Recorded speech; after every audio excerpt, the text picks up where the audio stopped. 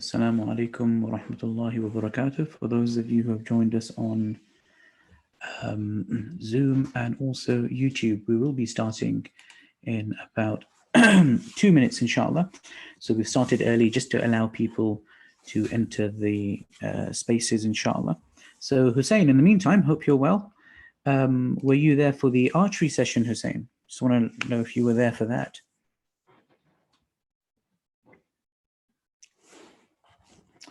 Okay. Oh, you were there. So give me your feedback, inshallah. How did you find it? How was it? And what you learnt? If you like, you can answer via a mic, or if you want, you can answer in the text.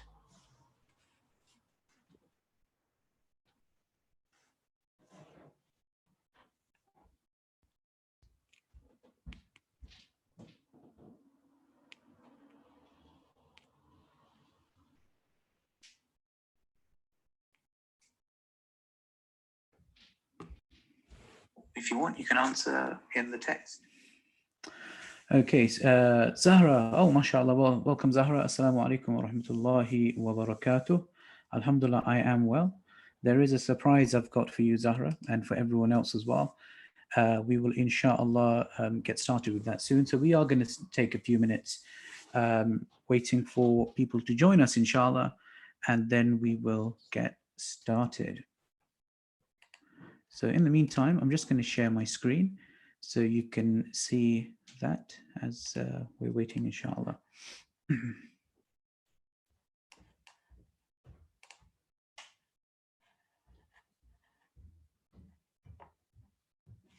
So Hussein is saying that for the archery in Islam session that he found it good, and he's saying that I learned what the differences are between Olympic bow and an Ottoman bow. Fantastic. So between Olympic archery and Ottoman archery, that is fantastic. So today we're going to be doing something different. We're going to be doing some reflections, but also asking a very special guest some questions who I'm going to ask to come online very soon. He's online with us at the moment, but he's going to show his camera very soon as well. So Ustad Imam Safraz, we do wait for a few minutes just to let students to come in. So students come in via YouTube as well. So I'll be looking at the questions there and also via Zoom as well. So for those of you thinking about the lesson today, this is our session today, inshallah. Okay. So as we're waiting for wa alaikum assalam, Ustad Yahya, nice to have you on board as well.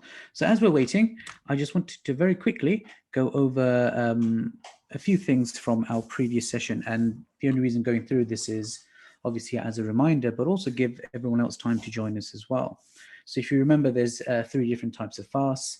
One of the fasts is the silver medal, and we've got to focus on number 1, which is we're not just fasting in terms of staying hungry, so not eating and not drinking, but we're also trying to fast with our eyes, meaning to stay away from seeing that is evil. Okay, to stay away from using our eyes in terms of sin. At the same time, our tongue needs to be fasting, not just from drink or food, but also from speaking that which displeases Allah. Okay, so we've got to always be thinking about these things. And then also our ears. Okay, our ears should be fasting. So anything that's haram to speak, right? It should just haram to listen to as well. So if someone's swearing, okay, if someone's backbiting, someone's being rude, any of these things, we need to stay away from those as well by not hearing them. Okay, because as soon as we start hearing things, we get influenced by them. And if anyone remembers that picture, we've got to protect our belly from overeating during iftar, but also ensuring that we only eat that which is within which there is no doubt. Okay. And then after that, we've got to try and keep it very calm and easy during iftar time to really be reflective. So that is iftar just about stuffing ourselves with every type of food there is, or is it about another form of reflection that as soon as we take our morsel in, we remember Allah and we reflect that it is Allah who has provided this. And if Allah even takes away that from us, there's no one who can, bring it back to us. Okay, so this is a reflection we must do. And last but not least, the part of the silver medal is that our thoughts are in between the state of hopefulness and fear, meaning that any actions we do, we should be hopeful, yes, that Allah subhanahu wa ta'ala has accepted this, may Allah accept our actions, but at the same time fearful that we do not want to become arrogant. Okay, we need to be fearful that maybe Allah has not accepted this action, so we need to be in between that, not to go in either extreme. Right. And before we start, I just want to remind us as well, Imam Ghazali mentions that there's three things that we should be teaching and learning about Islam. So the objectives, the intentions should be there. So number one, the first point of intention is reviving the teachings of Prophet Sallallahu Alaihi Wasallam. That's the reason. We're reviving the sunnah of the Prophet. Number two, refining our character. So becoming better every day. Every day we try and work on our character. We become better individuals. The way we speak to each other, the way we try and listen to each other. Sometimes our listening skills may be weak. So someone says something to us and we take it out of context. We react all of a sudden, maybe to stop and think, okay, how should I respond to this? So refining our character. And last but not least, breaking the soul that pushes us to evil, to make sure that those whispers that we hear in our ear, if it's telling us to do good, then our soul is getting there. But if it's pushing us to evil and to do bad things, right, then we need to step back again and think, hold on, what am I doing? What is my soul telling me to do? I need to stop this, and I need to work on my character and my soul. Okay, so now what we're going to do, so we are going back to, and alhamdulillah, we've given enough time, so our 5 minutes are over. So today, let me just quickly look at the chats from students. Ramadan Mubarak, Fizain Ibrahim, Jazakallah well done for being here. Okay, so now moving on to the lesson itself. Today, alhamdulillah, we have another guest. So last week we had Ustada Marzuqa from our choir who spoke about Ramadan. Today, we have a very special guest here with us. His name is Safraz, but he's known as Sheikh Safraz or Maulana Safraz or Imam Safraz, because he is an Imam of a beautiful masjid in Trinidad and Tobago. Now, as I've said, Trinidad and Tobago, please in the chat, do let me know if you think you know where Trinidad and Tobago is. It will be interesting to see.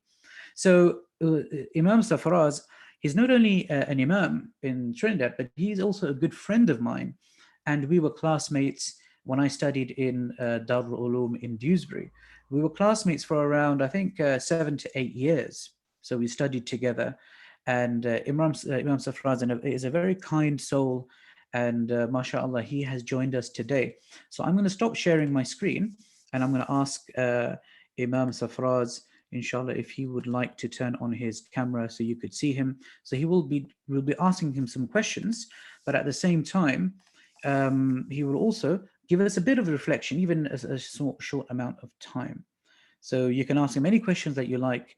Oh, and there, lo and behold, here is Imam Safraz with us with a big smile, mashallah, fantastic. How are you, Sheikh Safraz? I think your mic was on mute at the moment. I've unmuted it now, it's fine. How are you, Sheikh? Assalamu alaikum wa rahmatullah. Alhamdulillah, everything's okay. It's an absolute honor to be in your company, of the company of yourselves and your students. May Allah subhanahu wa ta'ala bless all of you, inshallah. And yeah, it's an absolute honor to be here. Alhamdulillah. So all together over Zoom and YouTube, so I'm looking at both, there's around about, you can say about 20 students, including maybe their parents in the background as well, or their siblings. So we've got some questions, we've got some answers actually, regarding where Trinidad and Tobago is. So they've said the Caribbean. Oh, mashallah, alhamdulillah. Fantastic. So two students said that. Yeah, alhamdulillah. So they will be asking you some questions as we progress, Sheikh. So maybe if you want to start off just telling us a bit about yourself and your masjid and what you do, just so that students know, and how often you go to the beach during your... Right, so actually what I wanted to do now, so I've compiled a document with some images about Trinidad and Tobago. Oh, nice. Brilliant. I just want to share my screen and Yep, absolutely. go through a couple of things about Trinidad and Tobago. So yeah, so the Fantastic. person who answered that Trinidad is in the Caribbean, yeah, well done. That's the correct answer. Trinidad is in the Caribbean. So I'm just sharing my screen now. Can everyone see that? Is that okay? It hasn't shared yet, so if you want to try again, maybe.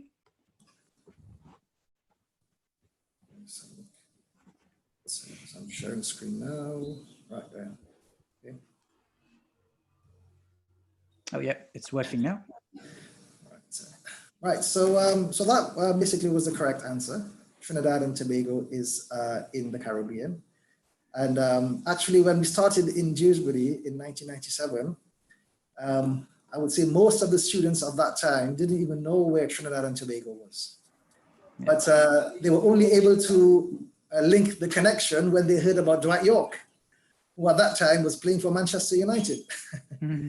Dwight Yorke, actually, he is from Tobago, which is this island here. If you can just have a look at my screen. So basically, Trinidad and Tobago, it's two islands under one government. And if you go through the Caribbean, you'll find many islands, 2 to 3 islands, they will fall under the umbrella of one government. So it's like that here in Trinidad and Tobago, basically just 2 islands, the larger one being Trinidad and the smaller one being Tobago, basically under one government. Trinidad actually is the last, most southernmost island on the chain of the Caribbean. So we're the last island in that chain, and we're right on the tip. If you can see right at the bottom here, this word Venezuela, we're right on the tip of Venezuela.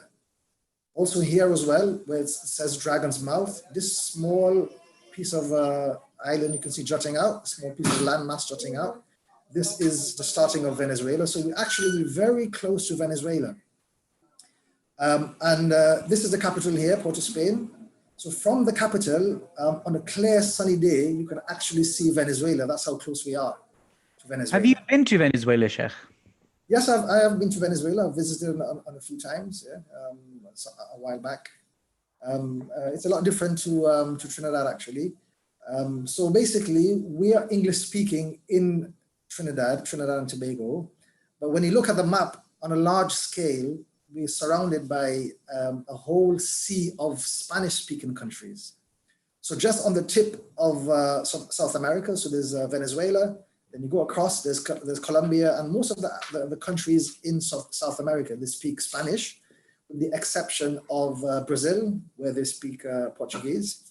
So yeah, so being that we're very close to Venezuela, there's a lot of Spanish influence in our country. And if you can see some of the names, Cerro del Ripo, that's a Spanish name. San Fernando, that's a Spanish name as well. So the reason for that actually is, so Trinidad and Tobago we were discovered by Christopher Columbus, the great Spaniard explorer at that time. And for many years, we were under the Spanish colony. And then eventually it was taken over by the British, and we were British colony for many years until 1962, until eventually we received independence from the British. So that's why now we predominantly English speakers. Yeah? So just to ask you a few questions, Sheikh. So if you scroll up a bit again, so what's up with these names? Like you have Devil's Woodyard and then the Dragon's Mouth. Yeah, yeah. So right. So we're surrounded by 4 devils and dragons, Sheikh. Yeah. This Devil's Woodyard, actually it's a tourist destination.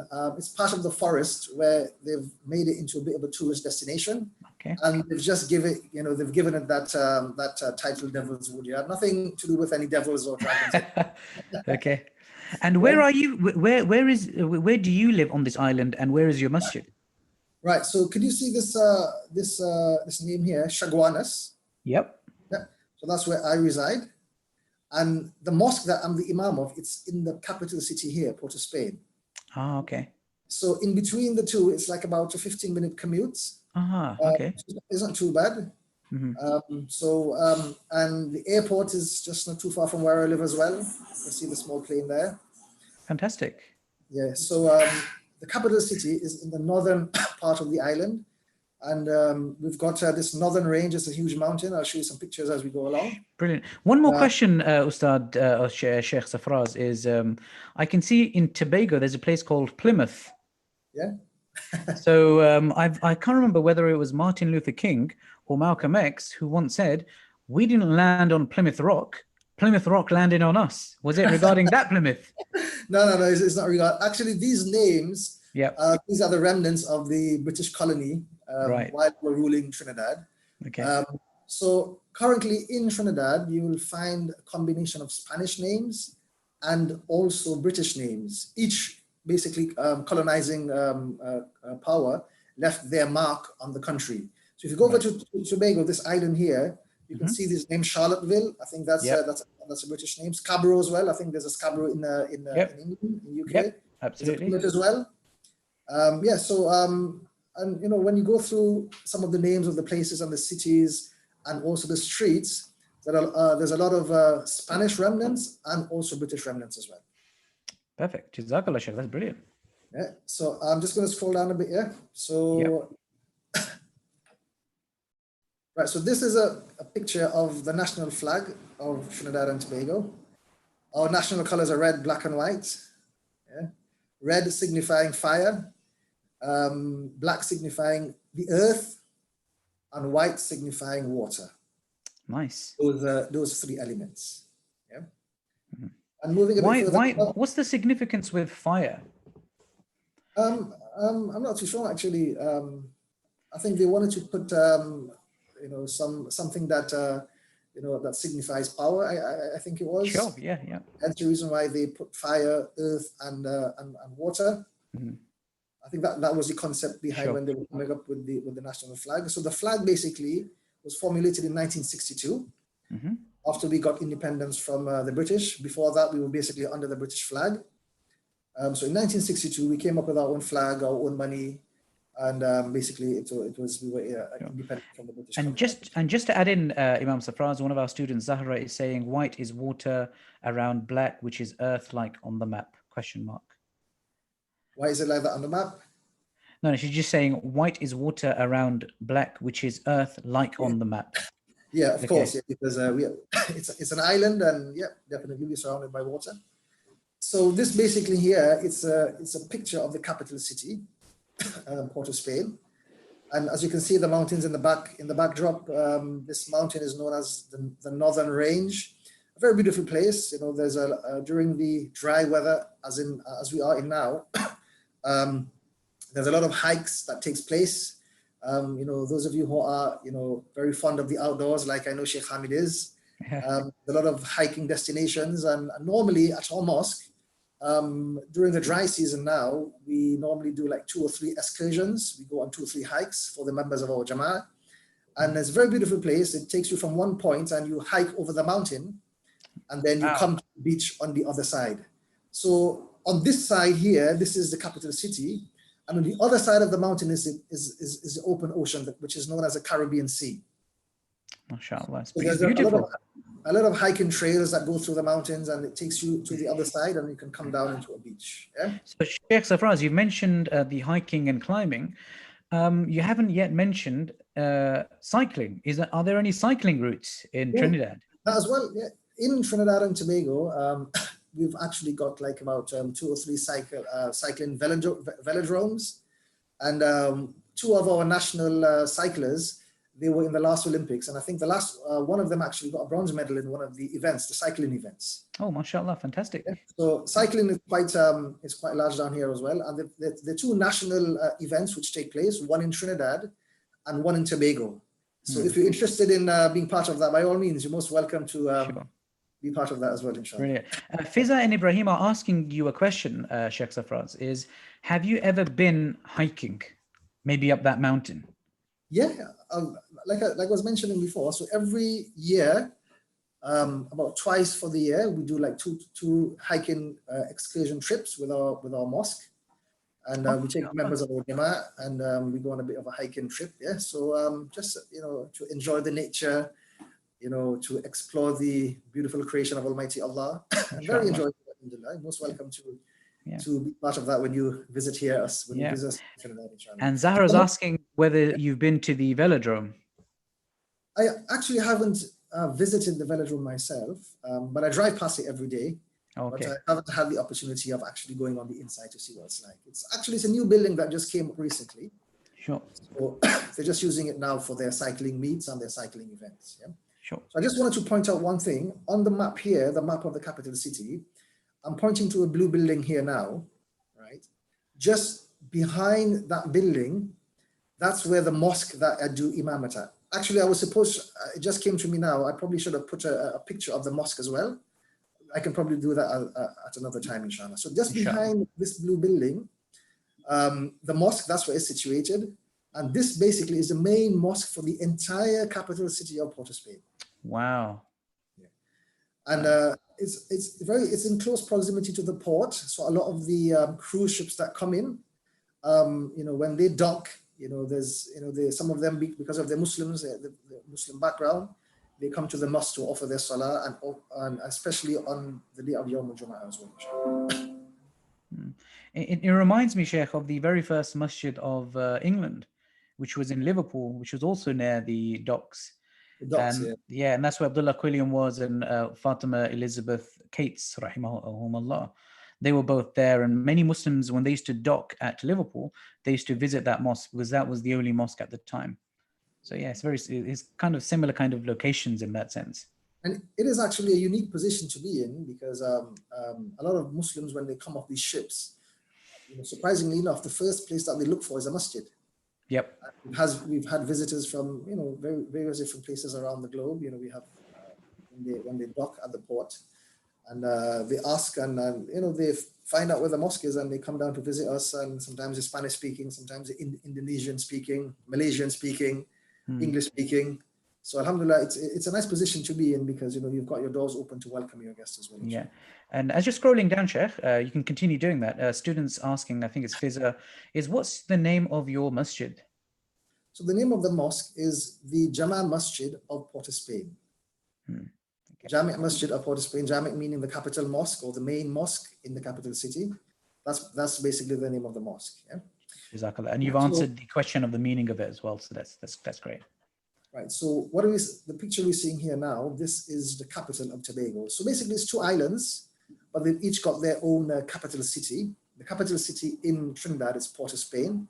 The capital city in Tobago is Scarborough. So this here is a picture of the port of Scarborough, and these buildings at the background. This basically is the capital city of Tobago. Both islands, they differ in terms of the type of lifestyle. In Trinidad, it's more centered around companies and businesses and factories and manufacturing. In Tobago, it's more laid back. So basically, if you want to go on a vacation and you just want to relax, you would choose Tobago. And actually, we've got a lot of British tourists that visit Tobago as opposed to Trinidad. The people that come from the UK and Europe, they would predominantly come to Trinidad for business purposes. And then after finishing the business, they'll just shoot across to Tobago, which is about 15 minutes in plane. And they would just spend a couple of days just unwinding and just relaxing and enjoying the beaches and the nature there. Yeah?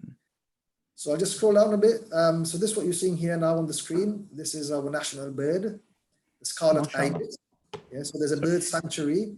What is it called again, Sheikh? Sorry, what's the bird called? The scarlet ibis. Ah, nice. Scarlet ibis. And so there's a bird sanctuary which opens just before the Maghrib Salah, actually. So what they do is that they cater for like a half an hour before the sunset. And that's the time when all of the birds, after flying around for the whole day, they come into that area. It's a very beautiful experience, because they take you down the stream in a boat, and you can see when all the birds are coming in, and full of color, full of life. It's at the time of the sunset as well. So it's a really beautiful spectacle at that time. Inshallah. Yeah, and so just got two more. Yeah, so this is a picture of one of the main beaches in Trinidad. The name is the Maracas Bay. It's one of the more popular bays, one of the more popular beaches. And this one is a picture of the most popular beach in Tobago, which goes by the name of Pigeon Point. Wow. So with the lockdown situation now, they've actually closed the beaches as well. Oh no. Yeah, so you can't even go to the beaches anymore. They've got patrols, and if they find you on the beaches, they can fine you a pretty hefty fine as well. Wow. So basically, everyone's just at home. Someone actually, when the lockdown just came into effect, someone went to the beach and took a picture of one of this beach here, the Maracas beach, Mm-hmm. and I mean, it was depicting how deserted the beach was. Like I said, this is one of the most popular beaches, and at any other given day of the year, it's really packed. A lot of beachgoers from really early in the morning, they just go and they spend the entire day with family and friends and everything. And so on that particular day, it was really just totally empty, and it was just amazing to have a look at the picture and absolutely. So Sheikh Safraz, another question coming from a few of our students is, and I'll just add a bit more to that question so you can answer all of them at once, is basically, have you ever been to that beach? And also, how often do you go to that beach? So, yeah, I've been to that beach. I've been going to that beach since I was a little boy, actually. Wow. And what do you do on that beach? I mean, is there anything, I mean, do you do any kind of hunting around there? There's lots of kind of foresty areas as well. Do you take your bow and arrow and do some hunting there, Sheikh?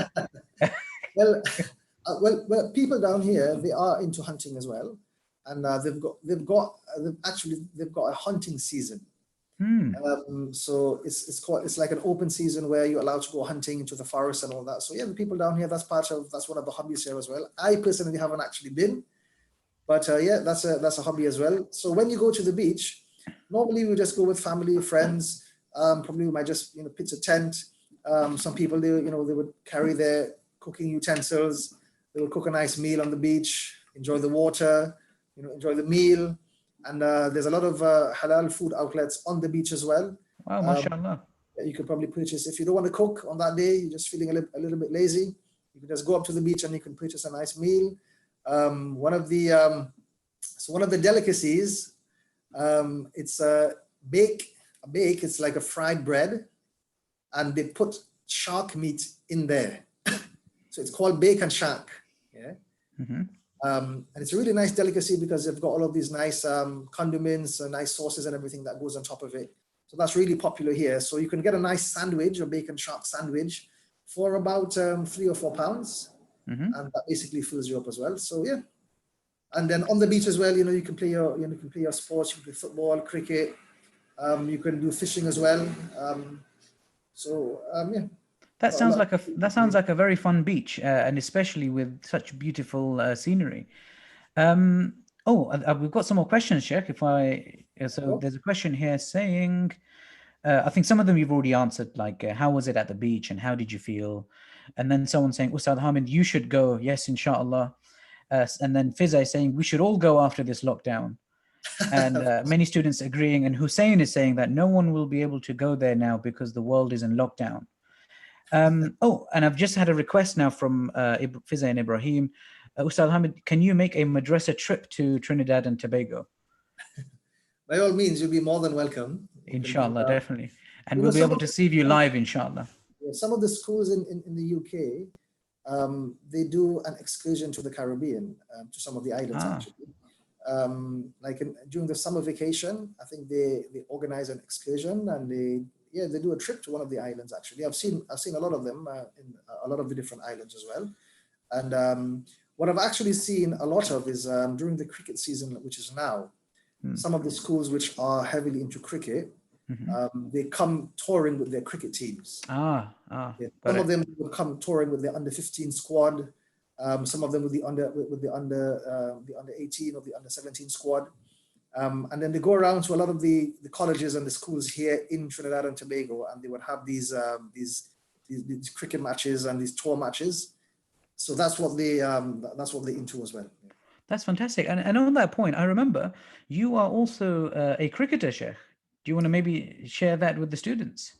Yeah, so one of my hobbies is cricket. Actually, two of my main hobbies basically. One was football, the other was cricket. I've sort of eased up on the football now because I've had a knee injury. I thought you were going to say because you're an imam. Yeah, and because I'm imam as well. Yeah. Which team do you support in football? Well, I'm not really, a fan of any particular team. Or when you were in England, did you support any team? Yeah, well, when I was in England, I didn't really actually support a particular team. If there was one team that I was actually going to support, it would have been Manchester United, because my countryman Dwight York, he was playing for Manchester United at the time. So yeah, if I was to choose, I probably would choose Manchester United. Yeah. Right. So yeah, so I'm still into cricket. Actually, we've got a team in Port of Spain that I would normally play with during the cricket season, and it's just it's no competition cricket. It's just a group of guys, we get together and we play against other clubs, and it's on a Sunday. So it's like a Sunday league. We get together and we play like about 30 overs a team. Mm-hmm. It's just for the fun of it, just basically to keep the body in shape, to keep absolutely, the body absolutely. Not just that. No, I mean, we always say this to our students, that sometimes we think sports is a different thing, but actually it's part of our faith, because keeping our body fit is what Prophet Sallallahu Alaihi Wasallam taught us, and there's a million ways of doing that, including something like cricket. There's a question that's come up now from one of our students on YouTube. His name is Habib, and I think it's a fantastic question, which was on my mind as well. Are you ready for this, Sheikh? I think so, yeah. Okay, he's saying, Salam, how did you end up in Trinidad? Oh, yeah, so that's a very beautiful question. So to answer that question, I'll have to go back in history a little bit. Please do. Like I was mentioning before, a lot of the Caribbean islands, or I should say the English-speaking islands, they were discovered by Christopher Columbus. So many of them were colonized by the Spanish at that time. And then after that the British came along. And when the British came along, they basically took over a lot of the islands from the Spanish, which is why now in the Caribbean, the majority of the islands speak English. So they were colonized by the British for quite a long time. During that period of the British colony, they did two things. And that probably would answer the question that's been asked. So the British, initially, they went to Africa and they brought slaves to the Caribbean.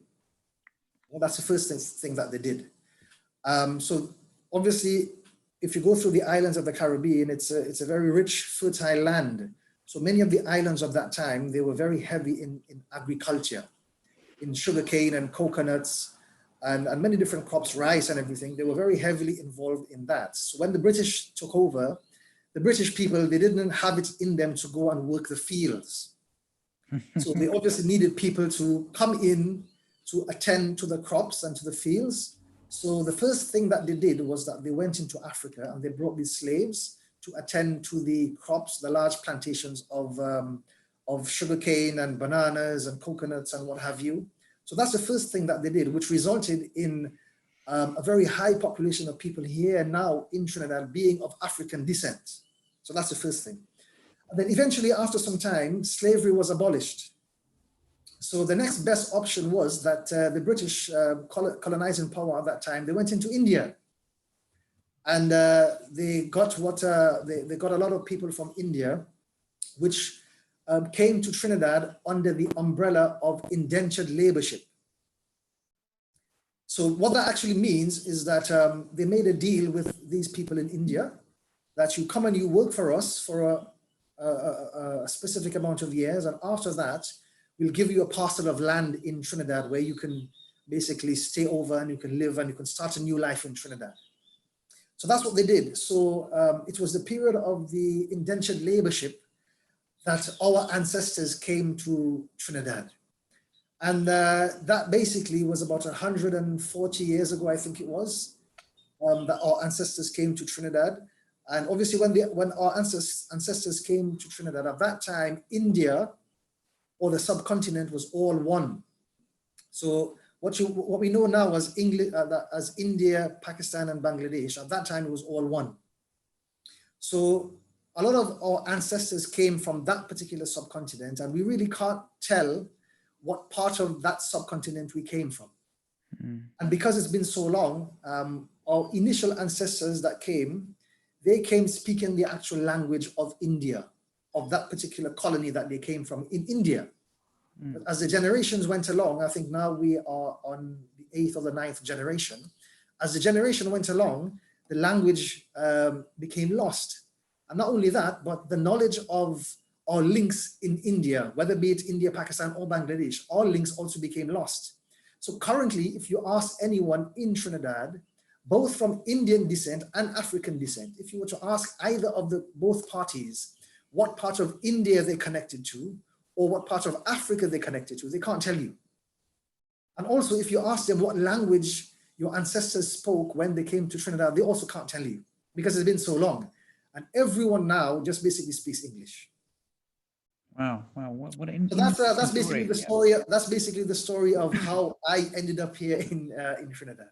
Yeah, so Habib, I hope that answers your question. I mean, it's a fascinating history. Have you ever tried to kind of go back and search for, your ancestors in time? Well, it's a bit of a difficult process. So a few people have actually been successful. Many have tried. Not many have actually been successful.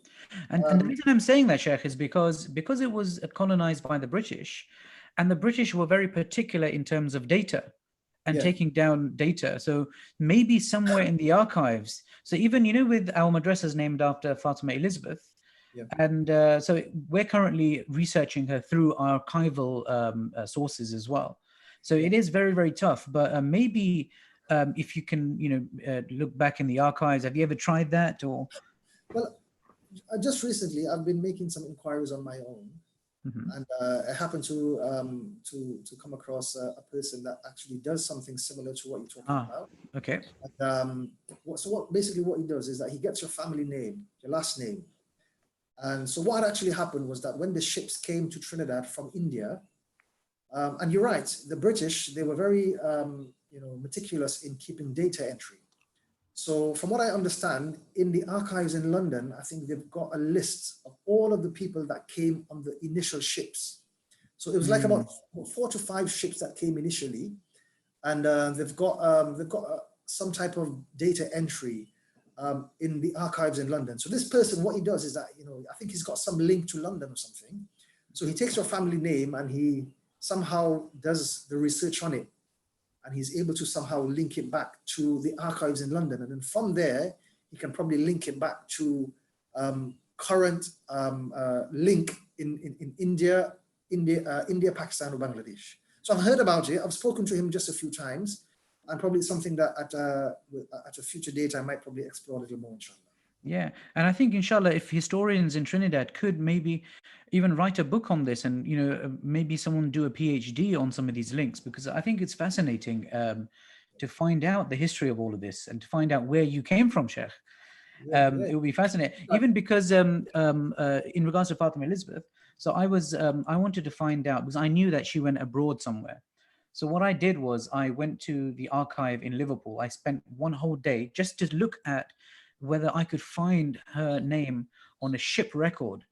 And I spent, I think that day, 11 hours.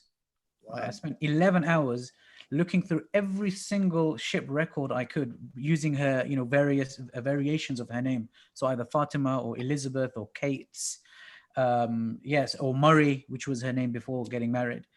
And after 11 hours, there was no success.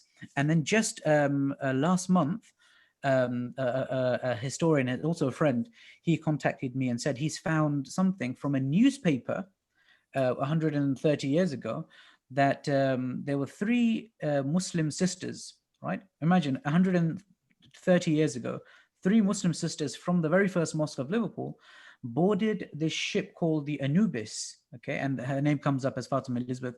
And from there, they went all the way to Muslim lands, to most likely Palestine and Syria, to visit Muslim lands over there. And then we looked at other sources, found out they went for 4 months, right? Not in Jamaat, but they went 4 months in, because I don't think Tablighi Jamaat existed at the time.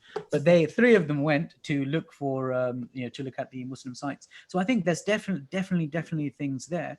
It's just a matter of historians in Trinidad and Tobago taking this further, inshallah. And we'll definitely want to know your journey, Sheikh, and maybe you could talk to us after all that on how your your ancestors came over on ship, and the in the distance, Sheikh, from India all the way to Trinidad, it's quite massive, isn't it? And just to let our students know, I mean, go for it, Sheikh. Yeah, a lot of people that boarded the ship unfortunately passed away on the journey. So only the fortunate ones made it here. And actually, I've been to India myself a few times.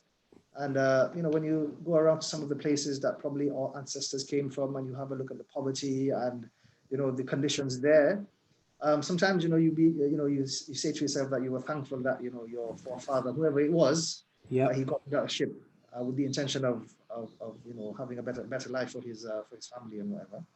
Yeah. And also just like to share an interesting point as well. So just after we completed our studies in 2005. In 2007, I went on the Tablighi trip. I went in Jamaat. So we touched about 4 countries on our journeys. We went to we had to pass through Abu Dhabi. That's how our flight was connected. And from Abu Dhabi, we went to Bangladesh. We spent some time in Bangladesh, and then from there we went to India. Spent some time in India, and then we went across to Pakistan. The interesting thing is that every country we visited, they all thought that we were from that country. So when we landed in Abu Dhabi, the person that was there looking at us, he started to speak to us in Arabic, and then he started to speak to us. When he saw the passport, actually, he started to speak to us in English. And he said to me that, you look as though you're from here, you're from Abu Dhabi, because of your look. So then I explained to him that I know we're from Trinidad. And when we went to Bangladesh, the exact same thing happened. It happened in India as well. It happened in Pakistan as well. So, it's just like, it's ajib. So what we can say for sure is that our ancestors came from the subcontinent. Whether it's India, Pakistan, Bangladesh, we're not sure, because it was all one at that time. Yeah. And in a sense, it's still all one in terms of people. That the people there are still the same. It's just the borders that have been drawn after post-colonialism. But just a question on that point, Sheikh. When you went to India, Pakistan, Bangladesh, when you went to each country, out of all the 3 countries, which one did you kind of have any kind of like inkling of a feeling that maybe my ancestors came from here? Did you have any connection spiritually with any one of those 3 that made you feel maybe it was from here? Well, I can probably say 2. India, I think I probably got that sensation in India, and in Pakistan as well, to be honest, because we traveled to quite a few of the cities in Pakistan, and some of the cities we went to, you can actually feel that probably your ancestors were from here. So I didn't actually really feel like that in Bangladesh, to be honest. But when we went to India and Pakistan, it probably was felt a little bit more in those 2 countries. But when you look at the facial appearance of some of our natives here in Trinidad, a lot of them, when you travel to these countries, there's a very high possibility that they would have come from all 3 countries, because some of the people here in Trinidad, they have a resemblance to the Bangladeshis. Some of the people, they have more of a resemblance to the Indian people, and then some of the people, they have a more resemblance to the Pakistani people from Kashmir and the mountainous areas there. Yeah. So there's a very high possibility that we've got people from those 3 destinations here in Trinidad that's now become one big melting pot. Fantastic. It's beautiful, Sheikh, and it makes Trinidad sound like a very fascinating place to be. It is. To be honest, it's a very multicultural country, if you look at it from that perspective. So we've got the Africans, and then we've got the Indians here as well. The Chinese came a bit afterwards as well. We've got a very large contingent of Chinese people here as well. Wow. And then the Spanish people, of course, I mean, their presence have been here even before the British. Yep. And being that we're so close in proximity to Venezuela and the South American continent, there's always that flavor of the Latin people present here in Trinidad. So yeah, we've got quite a mix of people. Yeah. Can you speak Spanish? Because obviously, because of the Spanish past or the Latin past. actually what I did is, so in terms of languages, I'll just give you a little bit of a rundown of that as well. So I grew up basically speaking English. And then after that, I went to the UK, where I learned Urdu as a second language and Arabic. So on one of my holiday trips back home, now before going to England, before going to the UK, I didn't even know that Urdu was one of the languages of our ancestors. I didn't know that. So after studying Urdu for about 3 years, I came home to Trinidad for a visit. And I happened to meet one of the elders of one of the communities. And he mistaken me for someone who came from India. And he started to speak in the Urdu language. Yeah. And immediately I was taken aback. I was like, but he's speaking Urdu. And I replied to him as well. And when I replied, he was equally taken aback because he didn't expect me to respond. And then I had a conversation with him. And then, yeah, he was an old gentleman who came to the mosque. At that time, he was about 75 to 80 years old. And he was able to give me a little bit of an insight as to what languages our ancestors spoke when they came here. So predominantly the Muslim ancestors, when they arrived off the ships, they predominantly spoke Urdu. Wow. And the Hindu ancestors, when they came off the ships, they spoke Hindi. So both languages, they were present here in Trinidad since from that time. And they're pretty much the same, isn't it? So in terms of speaking, they are the same. Yeah. In terms of writing, they're different. They're totally different. And some of the words in the Hindi language is quite different as well. They've got different words to refer to different things. But predominantly speaking, Urdu speakers can understand Hindi speakers and vice versa. And it's very similar to Spanish and Portuguese, actually. So, well, that brings me to Spanish. So in 2009, I think it was, or 8, I traveled to South America for the first time. I went to Brazil for about 2 weeks. And then after that, I spent about a month in Argentina. And it was a very beautiful experience for me, being that it was my first experience with the Spanish language. And to be honest, I really fell in love with the Spanish language. I spent about a month in Argentina, and that exposure that I had with the Spanish language, I made an intention that when I came back to Trinidad, I would enroll in a course of how to communicate in the Spanish language. So I did that. When I came back to Trinidad, I did a course of about 6 months in the Spanish language, vocabulary, writing, reading, speaking as well. So I'm not as fluent, but I can understand. I can probably get my way around, if I was to travel to a Spanish country.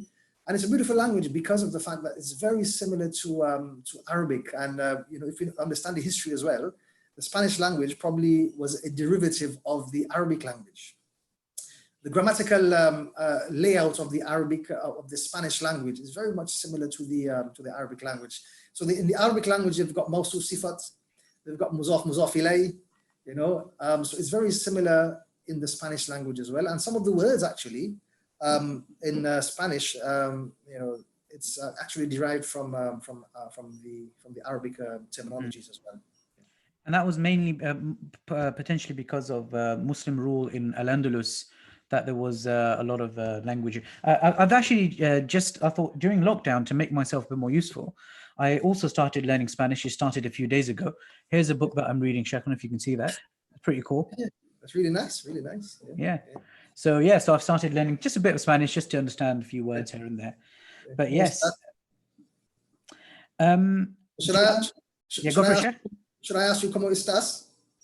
Oh, actually, that's not. I haven't done that yet. But, but I would say it's a good book. I've done the first 10 odd pages. What he's doing is, his name is Paul Noble.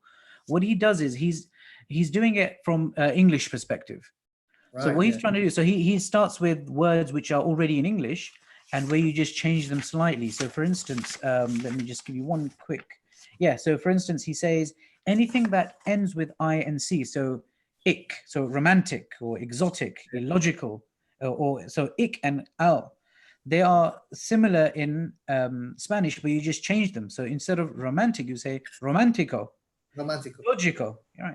So after that, he mentions, look, by doing that, you've learned 750 words in Spanish.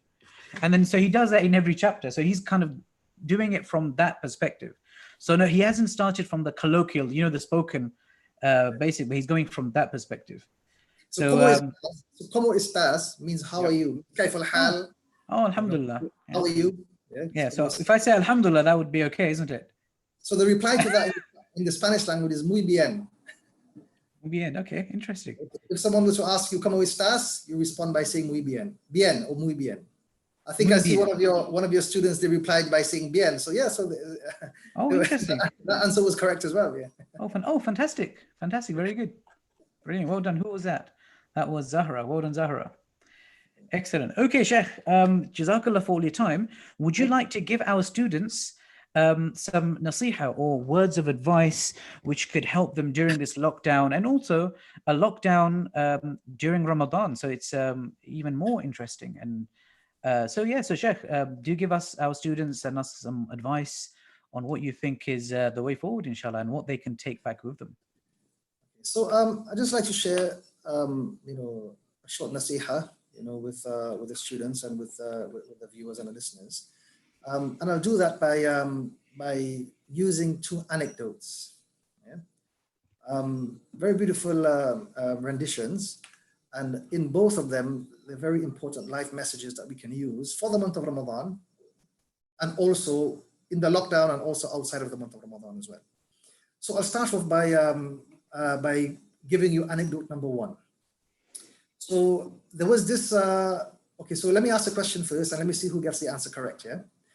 A baby lion, what's the name of a baby lion in English?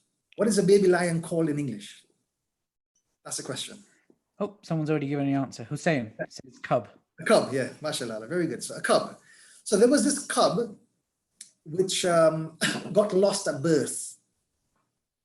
And what actually happened was that there was a flock of sheep nearby that adopted this cub. So this cub spent many years with the sheep, growing up amongst the sheep, eating what the sheep ate, drinking what the sheep drank, playing with the sheep, wherever the sheep went, in whatever pasture or whatever field. He spent a lot of time growing up with the sheep. So he actually grew up with the mentality that I am also a sheep. Until eventually, after many years, he grew into an adult lion. After some time, it so happened that one day a real lion came with the intention of attacking the flock.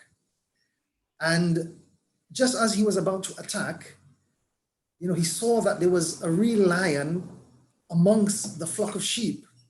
And when all of the sheep started to run away, he also started to run away as well. So he was very taken aback and very astonished by what he was seeing in front of him. So he went up to the other lion, the one that grew up amongst the sheep, and he pulled him aside and he said, "What are you doing? Why are you running away?" So he answered by saying, "Well, I am a sheep. I grew up amongst the sheep. I ate what they ate. I drank what they drank. I've always been traveling with them. So I am also a sheep." So the other lion said to him, "I don't think you understand what you're talking about." So he took him to the nearby stream, and there was a nearby river. He said, "Look in the stream and look at my complexion, or look at my physical features, and look at your physical features." So when he looked into the water, at that time, he realized that he was not a sheep, that he was a lion. So the lesson in this small anecdote is, sometimes, because of what we are surrounded with, especially in the Western world, sometimes we tend to lose our identity. And the message coming out of that anecdote is, during our life's journey, we go through many different, changes, many different, destinations. We meet many different people. We should never, ever lose our identity. We should always remember that we are reciters of La ilaha illallah. We are the flag bearers of Islam. We are, the ambassadors of the Prophet Muhammad, peace be upon him, here upon the face of the earth. And we should always remember that this is our identity. And in the month of Ramadan is a beautiful time of the year where it is a grand opportunity for us to, rediscover our identity. It is a time where there's a lot of information being spread, about Quran, about Hadith, about the teachings of the Prophet Muhammad, peace be upon him. it is a very beautiful, opportunity for us to rediscover that identity. And particularly now that we're in lockdown, it's an opportunity for us to read a lot more. It's an opportunity for us, to attend our classes, listen to the Sunnah of the Rasulullah sallallahu alaihi wasallam, learn about his lifestyle. This is the opportunity. So yeah, we have found ourselves in the month of Ramadan, but being in lockdown, it's a double-edged blade, meaning that we can use it as an opportunity to, rediscover our identity a little more by reading the Quran, reading messages from the Quran, reading messages from the Sunnah of Rasulullah sallallahu alaihi wasallam. So that's the first message for today.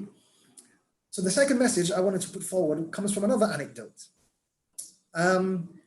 So there was this young woman.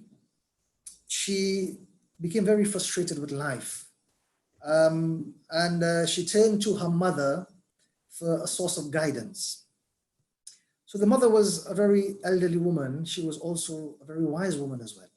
So she took her into the kitchen and she put 3 pots of water on the stove to boil. In the first pot, she placed some carrots. In the second pot, she placed a few eggs. And in the third pot, she placed some coffee beans. And after boiling it for about 20-25 minutes, she called the daughter and she said, let's inspect what actually happened here. So she said, look at the first pot. The first pot, the carrots, before going into the adversity of the hot water, went in very hard, very strong, very unrelenting. But after being subjected to the adversity of the hot water, ended up being very weak and soft. She then said, let's move on to pot number 2. She said the eggs, before going into the adversity of the hot water, were very brittle, fragile, very soft. But after being exposed to that adversity, came out of it hard and strong. But then she said the most interesting one is pot number 3. She said, if we observe what has actually happened in pot number 3, the coffee beans actually had the ability to change the nature of the water. Mm-hmm. She said, this is a very important lesson for our lives. Through the journey of our life, we would experience many different things. We would travel to many different countries. We would meet many different people. We would be faced with many different trials. We must always understand that we should never allow the halat or the conditions to change us. Rather, we should act like the coffee beans, and we should develop within ourselves that level of spirituality that we are able to change the halat. We are able to effect change of the conditions around us because of our spirituality, because of our connection with Almighty Allah, because of our connection with the Sunnah of Rasulullah sallallahu alaihi wasallam. Because of that spiritual grounding in the deen of Almighty Allah, we would have developed that connection with Him. So regardless of the situation we find ourselves in, that connection will help us to change that condition as opposed to the conditions affecting us. So this is also a very important message for the lockdown period, for the month of Ramadan. Sometimes, we can become frustrated. We are always at home. We haven't been out for a long time. We miss doing the things we enjoy. We miss going outdoors. We miss playing on the outside. We miss, riding our bikes, playing football, playing cricket. And we are at home. We become, depressed. Let us understand that in adversity, if we connect ourselves correctly to Almighty Allah, we come out a stronger person. So these are the 2 lessons that I would like to leave you with. Number 1, let us try our very best to rediscover our identity. Let us try our very best to get more of the Sunnah of Rasulullah sallallahu alaihi wasallam in our lives. And secondly, let us understand that in adversity, there is an opportunity for us to connect with Allah. And if we connect with Him successfully, then that gives us the capability of effecting change within our community. It gives us the capability of effecting change within the conditions around us, as opposed to the conditions affecting us. So may Allah subhanahu wa ta'ala, bless you all. It was, a very good experience being here. May Allah subhanahu wa ta'ala bless you all. That's my short message for today. I hope Allah subhanahu wa ta'ala makes it a means of upliftment for me, first of all. May Allah subhanahu wa ta'ala make it a means of motivation for all listeners, inshallah. Jazakallahu khairan, Imam Safraz, for those 2 beautiful examples and two beautiful anecdotes which are very easy to really understand, but more importantly, to take meaning from them. So identity, and not only identity, but with the second example, to our identities need to change the situations around us as opposed to being influenced by them. So Jazakallah for that, Sheikh, and Jazakallah for your time. And some of the students are actually mentioning here, which I'd like to mention to you. So Fizan Ibrahim is saying, MashaAllah, that is so beautiful. I hope you can come again with Ustad.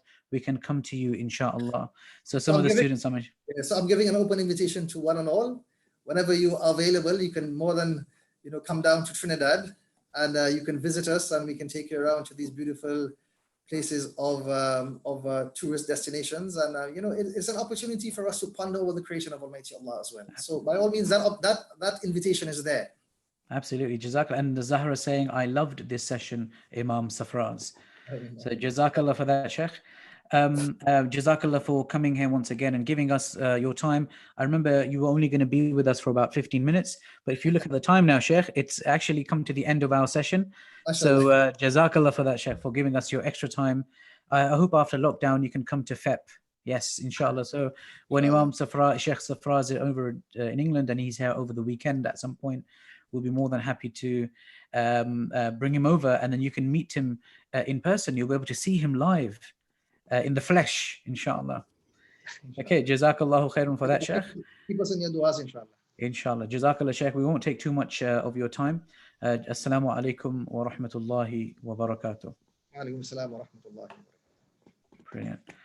And for students who are still here, and something I wanted to mention, Ibrahim, where are you?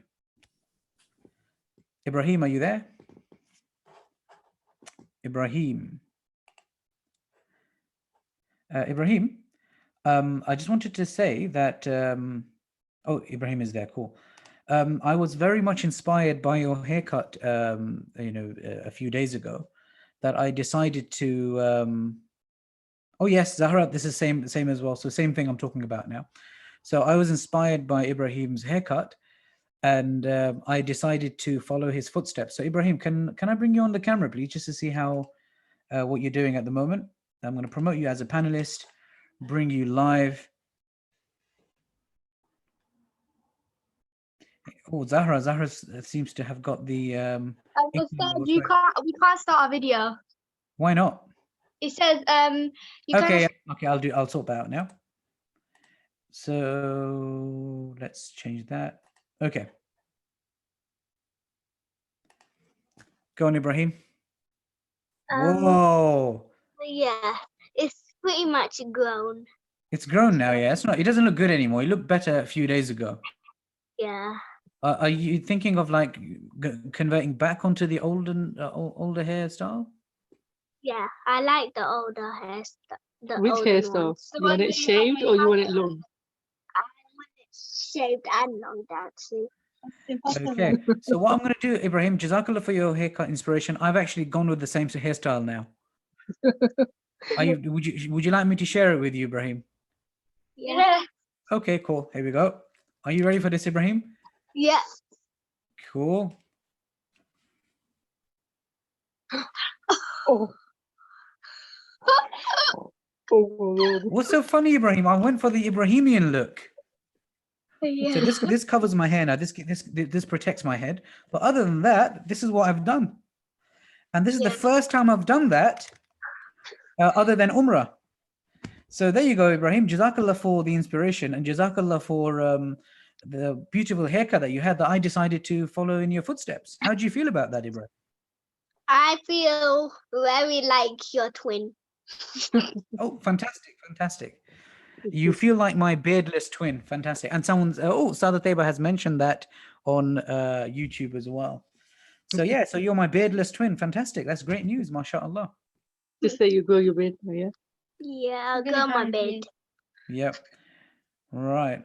Oh, Hussein said the hairstyle looks, the hairstyles look excellent. So Jazakallah for that. Fantastic. I remember Zahra saying, oh, you have long hair. So I thought, because Zahra said that my hair's too big, I should just cut it all.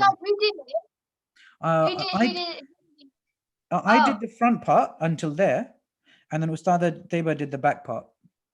Okay. Yeah, so I did the front. So Ibrahim, you seem quite happy with this. Yeah. Cool, fantastic. Okay, Jazakallah, I'll switch your thing off now.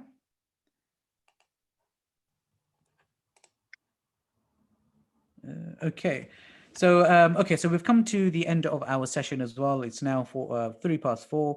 I would like to say Jazakallah again to Ustaz Safras for being here with us as well. He spent all his time with us. He gave us a really cool kind of journey into Trinidad and Tobago and a bit about his history as well and how it's like in Trinidad. And he ended with some very, very beautiful gems of advice about our identity or who we are. And also, not only that, we're not just holding on to our identity, but inshallah, the good aspects of our identity and of our faith and our religion, we're supposed to be influencing the local society for the better. So two things to take in mind, inshallah. So we'll end on this note. Remember, Mufti Hilal session starts at 5 o'clock. It will be a shorter session today, mostly aiming at questions and answers. So if you have any questions, please get them written out. Anything about Ramadan or fasting or even any other fiqh questions. So any questions related to fiqh, get them written out because Mufti Hilal is only going to be with us today for about 20-25 minutes. So we might as well use that time wisely. Make sure you have your questions ready as well. I'll just check last questions. Anything else? Okay. It was very interesting session, Ustad. Jazakallah. I will join with it. Well, Jazakallah Hussein. We'll see you there. Okay, so just make sure that you're there for that session, inshallah. As regards to this session, Assalamu alaikum wa rahmatullahi wa barakatuh. Subhanallah wa bihamdihi, subhanakallahumma wa bihamdika, ashhadu an la ilaha illa anta astaghfiruka wa atubu ilayk.